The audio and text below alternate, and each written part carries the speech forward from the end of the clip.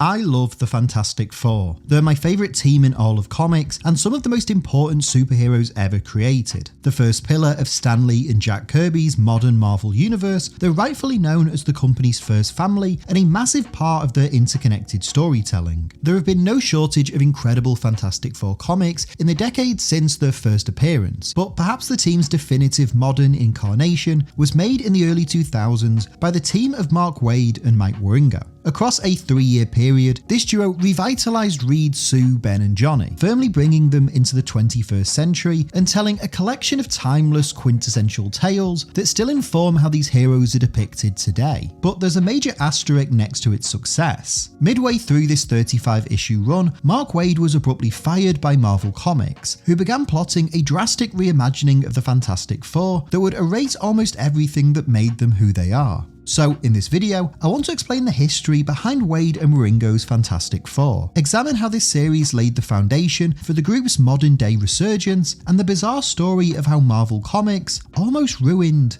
their first family.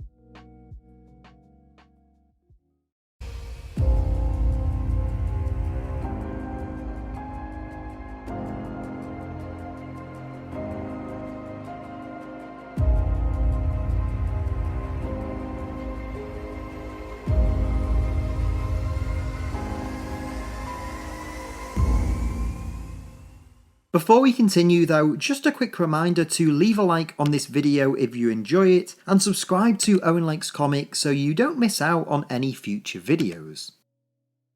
The Fantastic Four entered the new millennium in somewhat strange circumstances. Although they had been a major staple of Marvel storytelling throughout the 1960s, 70s and 80s, the 1990s had seen them fall behind other popular heroes and new ensembles. In 1996, Marvel sought to revitalise them as part of the Heroes Reborn initiative, in which the FF and the Avengers were sent to a pocket universe and essentially rebooted in a separate continuity. In 1998, the Fantastic Four returned to Earth 616, with a new ongoing series initially penned by Scott Lobdell before the team of Chris Claremont and Salvatore Larroca took over. In 2000, this duo was succeeded by Carlos Pacheco, who penciled and co-wrote the series with Raphael Marine, Jeff Loeb and Carl Kessel. Then in 2001, Tom Brevoort was appointed the Fantastic Four's new editor. A lifelong fan of the team, aimed to restore their status as Marvel's prestige title, and quickly began searching for the book's next great creative team. As he would later explain on his blog, through no fault of its own, Fantastic Four had shifted away from being the centerpiece of the Marvel Universe. Like Superman over at DC, it was seen by many fans as a holdover from a different era,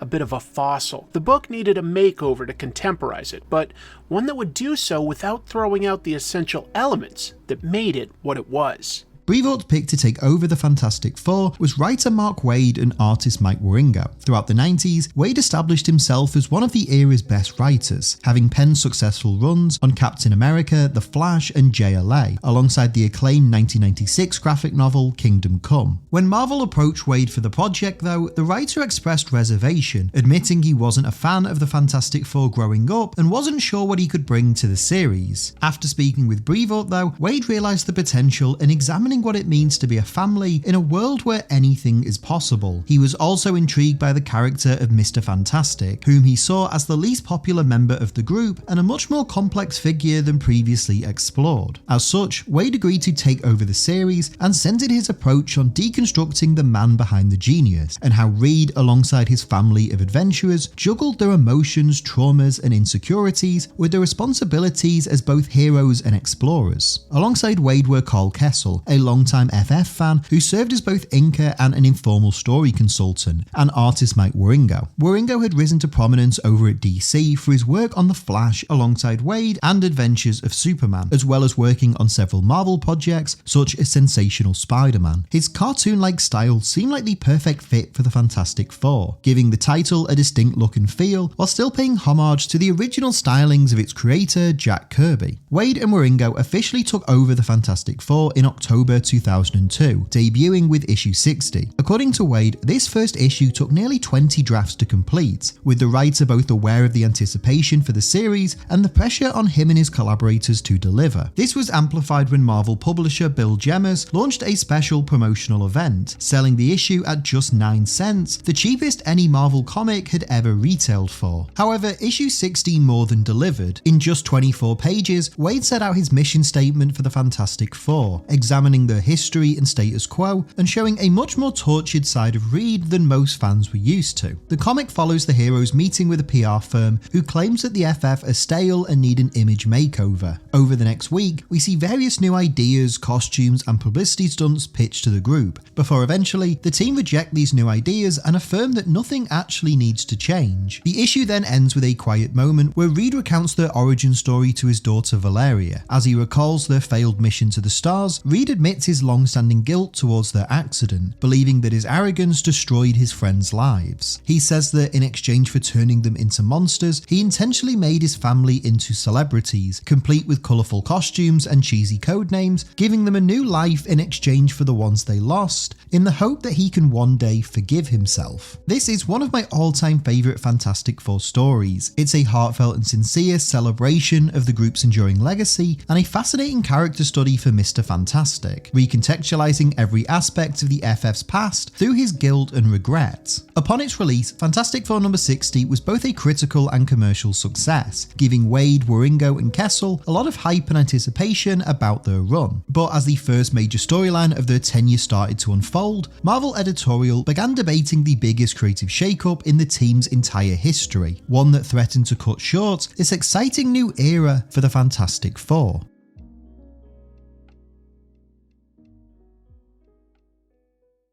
After the success of their debut issue, Waid and Wieringo's Fantastic Four run went from strength to strength. Their early issues emphasised the team's status as Imaginauts, a group of explorers charting the edges of both physical space and time, as well as imagination. Issue 67, released in May of 2003, began the pair's first major storyline, Unthinkable. Told over 4 issues, Waid reintroduces Dr. Doom, depicted as a much more sinister and deadly villain, hellbent on destroying the Fantastic Four, while also leaning into his more mystical side as a sorcerer. After the heroes discover that Victor cast a spell on Valeria after her birth, causing her first spoken word to be Doom, the villain captures and tortures the team, banishes Franklin Richards to hell, and even dons a magic armour made from his ex-girlfriend's skin. Eventually, Reed, with the help of Doctor Strange, escapes captivity and is forced to use magic to save his family from Doom, with the reunited family working together to banish Victor to hell. Unthinkable marks not only the first major storyline of Waid and Wieringo's tenure, but it's also a noticeable tonal shift from the early issues. This storyline is dark, with its depiction of Dr. Doom being amongst the most brutal in his history. This iteration of the villain may lack the nuance and moral complexity of other incarnations, but Waid clearly sought to re-establish him as the Fantastic Four's undisputed main villain. And while I understand how this characterization might be polarizing to some, it certainly does showcase Victor at his most evil. Waid's usage of Doom also builds on the writer's focus on Reed too. Throughout their history, the two characters have often been depicted as a mirror to one another, two men driven by their genius, ambition and ego, but ultimately use these traits for different purposes. Doom's outright villainy in this story allows Reed to not only save the day, but also overcome his personal demons and anxieties, as he saves his family from this dark reflection of his worst impulses. The Unthinkable storyline culminated in Fantastic Four number 500, with the book being restored to its classic numbering to celebrate the milestone. In its aftermath, the series focused on the team dealing with the trauma of Doom's attack, while venturing into Latveria and coming into conflict with Nick Fury and S.H.I.E.L.D. These issues, which comprised the Authoritative Action storyline and were illustrated by guest artist Howard Porter, climax with the revelation that Doom survived his trip to Hell and is now possessing the team. Doom possesses Ben and holds Sue and Johnny hostage, forcing Reed to execute his best friend to save their lives. In Fantastic Four number 508, a tearful Reed reluctantly shoots the Thing in the chest, killing both his longtime friend and the final traces of doom. This comic ends in emotional fashion, with the remaining trio mourning the Thing's death, with Ben's final words absolving Reed of his guilt for the accident.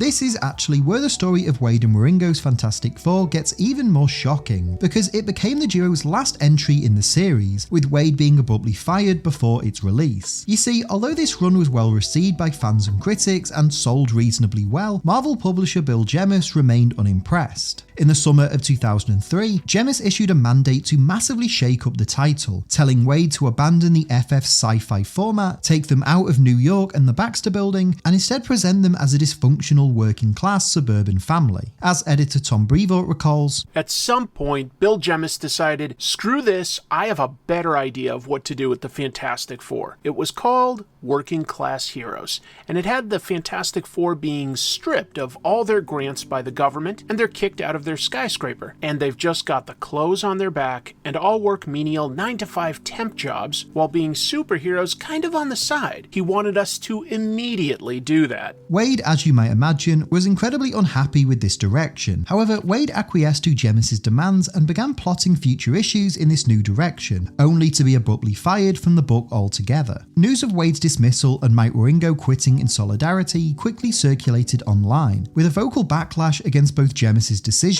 and the future direction of the FF growing rapidly. This unrest eventually led to Marvel's editor-in-chief Joe Quesada publishing an open letter to the fans, attempting to calm the situation and explain the company's decision. He states, "Over a month ago, Bill Jemas asked for a change of direction for the FF monthly title. As president, it's Bill's right and responsibility to call for changes as he feels will benefit any Marvel title. Bill called up Mark and asked him personally to steer the book towards a new vision, and Mark made it clear that it wasn't a direction that he wanted to write in or was comfortable with. That in turn is Mark's right and responsibility as a creator. If it's not his cup of tea, and if he can't bring his A game to a project, then that's okay. This isn't a cost-saving measure, nor is it some flight of fancy. This is a change in direction for a Marvel title, requested by the man who schemed the Ultimate Universe, had the guts to tell Origin, and turned Marvel's publishing business around in less than 2 years." This though did little to quell the backlash against Waid's departure. Meanwhile, Marvel hired a new creative team to take over the series, with writer Roberto Aguirre-Sacasta and artist Steve McNiven set to take over the title with issue 509.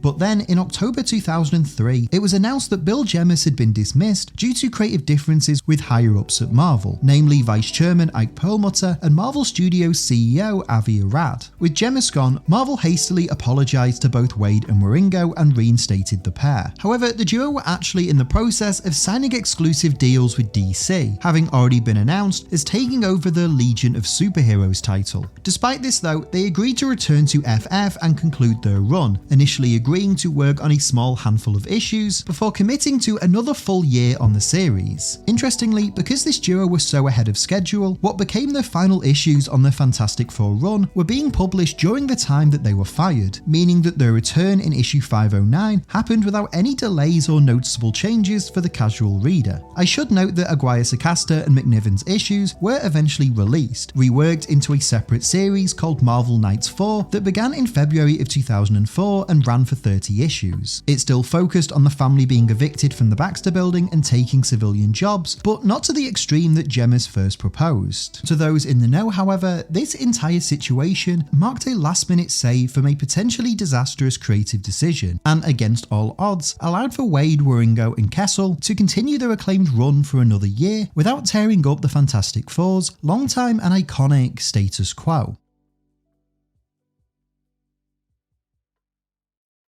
Before we continue though, I want to take a second and talk to you about something I should probably promote more often, patreon.com/Owen Likes Comics. I've been working on this channel full time for a little while now. It's my absolute dream job and I love it, and it wouldn't be possible without everyone who watches, subscribes, likes and comments, as well as all of my supporters over on Patreon. In case you didn't know, I release several bonus videos and podcasts every month on my Patreon, as well as the full uncut conversations with special special guests that I record as part of these videos. Right now, you can watch an exclusive video where I rank all the upcoming Marvel and DC films and shows of 2026, and get early access for my deep dive interview with Matt Fraction on all things Batman. You can also watch all of my videos ad-free and several days early, and be part of a community of like-minded people where we regularly chat about comics, movies, and everything else. There are multiple different tiers with unique perks starting at just $1 per month. I will leave links in the video description and the pinned comment,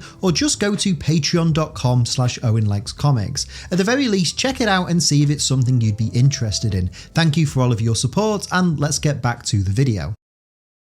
With Mark Waid and Mike Wieringo officially reunited as of issue 509, they picked up with the aftermath of Authoritative Action as Reed, Sue and Johnny mourn the tragic death of Ben Grimm. The Thing's death dominates this first issue back, with Waid showcasing how Ben's passing impacts each member of the now Fantastic Three. It's a really emotional story that highlights Ben's integral role in the ensemble and the extent of what's lost without his presence. The comic also furthers the writer's interest in exploring the Fantastic Four, dealing with concepts beyond typical science. Whereas Unthinkable forced them to use magic to defeat Doctor Doom, what this issue kickstarts takes the group into a more spiritual direction. The Hereafter storyline, which begins in issue 509 and runs until 513, sees the trio venture into the afterlife in a desperate attempt to resurrect the Thing. After teleporting to heaven and fighting a group of angels, the trio find Ben now once again in human form alongside his deceased brother Dan. After an emotional speech where Ben tells his friends that he doesn't want to go back to the land of the living, Dan offers the Fantastic Four an opportunity to meet God, believing that he may be able to either revive the Thing or offer the entire group a place in heaven. This leads to one of my all-time favourite moments in any comic book ever, when the quartet come face to face with their creator, illustrated by Wieringo to resemble Jack Kirby. The heroes meet God as he sketches on his easel. As they explain their situation, God listens before using his brush to fix Reed's disfigured face, and explains that each member of the team was created in his image. He then begins sketching on Ben, whose body returns to its rocky form. Reed shakes God's hand as he gives the team a piece of paper, before the comic flashes white and they return to the Baxter building. With everything now back to normal, Reed shows his friends what their creator gave them, a drawing of the Fantastic Four at a much older age, emphasizing the amount of stories they still have left to tell.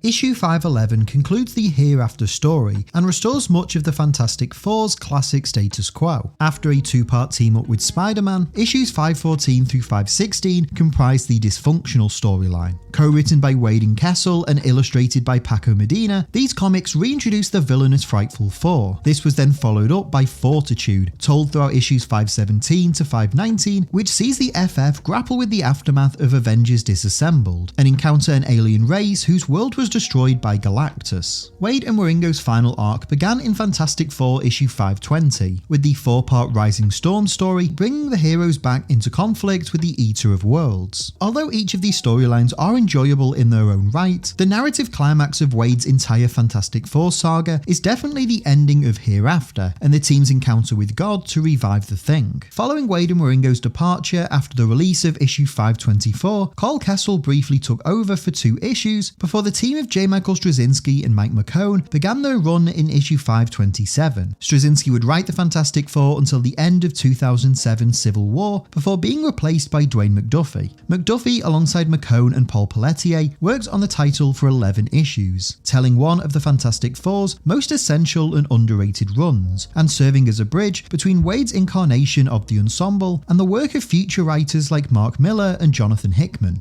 Meanwhile, in 2005, Mark Waid signed an exclusive contract with DC Comics, during which he co-wrote the ambitious weekly series 52. His planned run on Legion of Superheroes also began at the end of 2004, with Waid penning 30 issues alongside artist Barry Kitson. As the writer eventually moved to Boom Studios in 2007, Mike Wieringo remained at Marvel, working with Peter David on Friendly Neighborhood Spider-Man and a 4-part Spider-Man and the Fantastic Four comic with Jeff Parker. Unfortunately, this project would be Wieringo's last, as the artist passed away in August of 2007 at the age of just 44. Wieringo's death sent shockwaves throughout the comics industry, as many collaborators, creators, and fans all mourned the loss of this generational artist. To many, he remains a definitive penciler of the Fantastic Four, with his work being regarded alongside the likes of Kirby, Byrne, and Alex Ross as the best ever portrayals of Marvel's first family. Regarding Wieringo's legacy and his contributions to this run, Mark Waid later told Games Radar that humanity was what he brought to the book. The characters are acting, they're real, they're human. One of the things I loved about Ringo is that nobody is in the panel unless they're doing something. He doesn't do typical panels of one character and then there are just people in the background. Everybody is doing something. They had body language, they had facial language. He always felt like he was too cartoony to do the Fantastic Four. Even at the end, he felt like it was not quite the style people expected, but they didn't care. There was so much life to it. It can be such a funny book. It can be such a source of comedy, and Ringo brought the funny.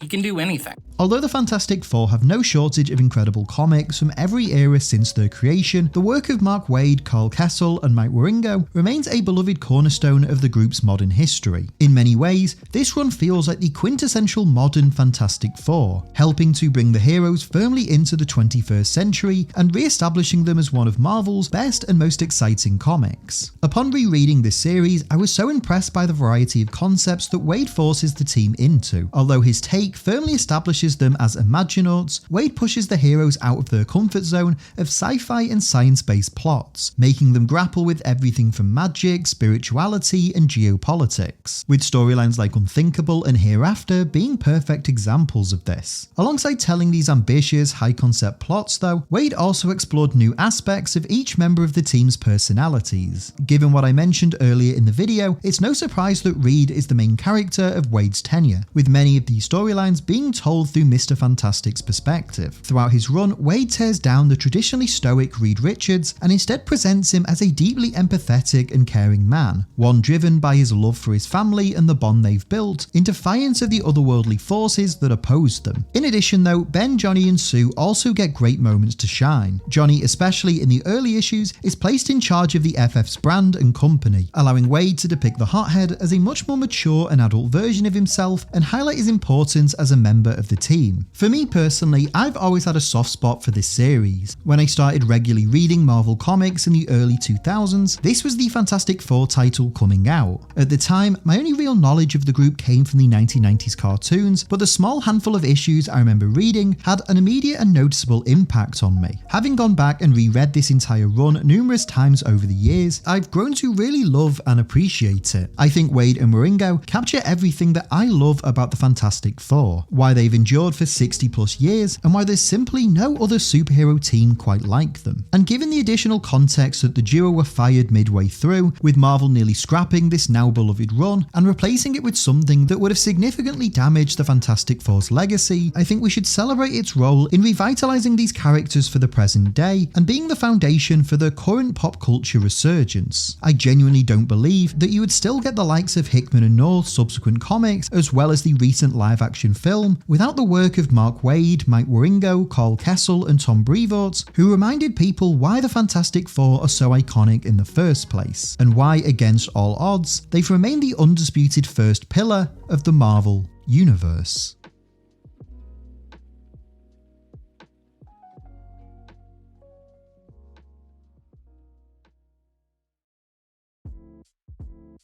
Hey everyone, thank you so much for watching today's video. I hope you enjoyed it. If you did, please make sure to leave a like on this video and leave a comment down below as well. Let me know your thoughts on everything we talked about in today's video. I can't wait to hear what you have to say as always. If you're new to Owen Likes Comics, please make sure to hit the subscribe button and the notify bell so you don't miss out on any future videos. And if you enjoyed this and you want some more, there should be some other videos on screen right now that you might also enjoy. If you want to help support the channel and help me make more videos, you can do so by going over to patreon.com/OwenLikesComics, or if you just want some more of me, you can follow me on Twitter, Instagram and Blue Sky, just at Owen Likes Comics.